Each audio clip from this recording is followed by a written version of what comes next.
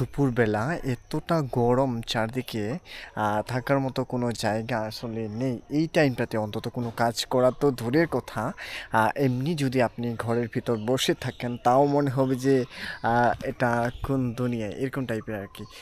এতটাই গরম অ্যান্ড এতটা আজকের ওয়েদারটা এতটা অনেক বেশি রোদ এরকম টাইপের। জানি না ঢাকার অবস্থা কি, ঢাকায় হয়তো বা এর থেকেও একটু বেশি গরম পড়বে, কারণ গ্রামেই যেহেতু এতটা গরম, আর ঢাকায় তো এর থেকে বেশি হবে, এটা নর্মাল। আর এমনি এই জায়গাটা হচ্ছে একেবারে মানে ঠান্ডা শীতল এরকম একটা পরিবেশ থাকে এই জায়গাটাতে, যার কারণে এই জায়গাটাতে এখন আমি আসছি।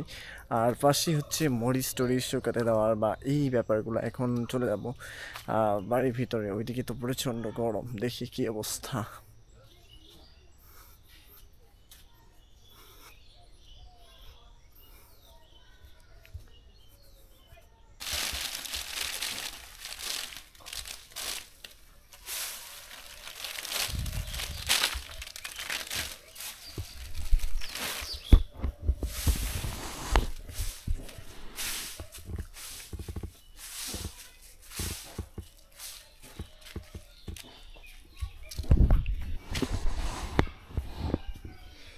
কেন হচ্ছে?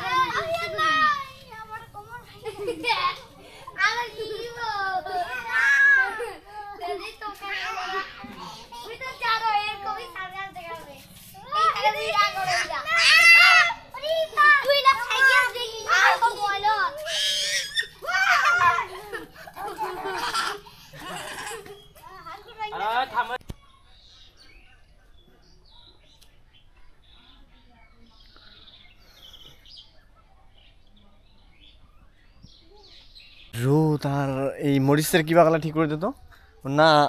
কি অবস্থা ফেলে দিছিস তুই? ওটা ঠিক করে তো মরিচ খান, ওই যে ঢাকানি খান একটু জোরে গেছি, ওখানে ঠিক করে দে। কাজ নেই কাম নেই, সারাদিন এঙ্গুরে এঙ্গুরে দিন কাটাচ্ছিস তুই, এঙ্গুর চলে।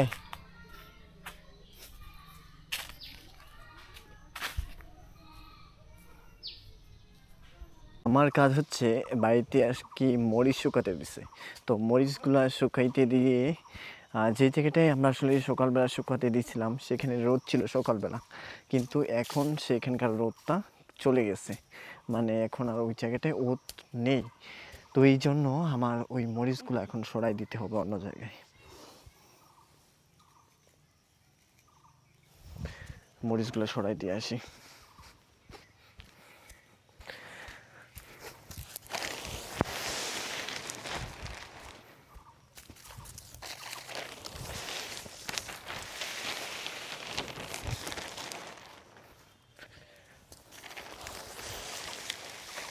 না নেমে গেল তোমার আর তো পাবো না, না ছেড়ে নিও না তোমার মাঝারে রাখিও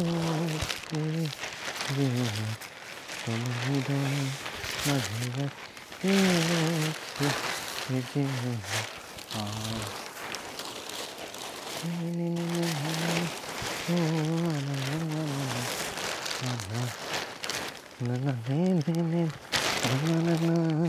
এগুলো আমি এখন বাড়িতে নিয়ে যাব, কারণ এখন এখানে রোদ নেই। তো রোদ না থাকার কারণে এখানে রেখে তো খুব একটু লাভ নেই।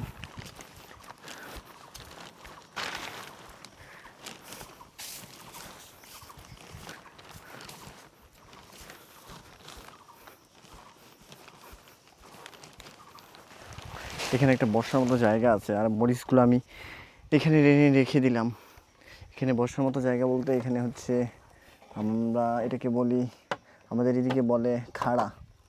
তো এখানে বসে আড্ডা দেওয়া যায় আর কি, ঠান্ডা। হ্যাঁ, এই জায়গাটা ঠান্ডা থাকে অলওয়েজ। আর উপরে একটা বাদামি গাছ, যে গাছটা আমার নিচে। আমার ক্যামেরায় আসলে মাটি ভরছে ভিডিও বানানোর জন্য। তো এখন বাড়িতে গিয়ে সেগুলো এখন নেড়ে দিব, মরিচগুলো। দেখি, চলো।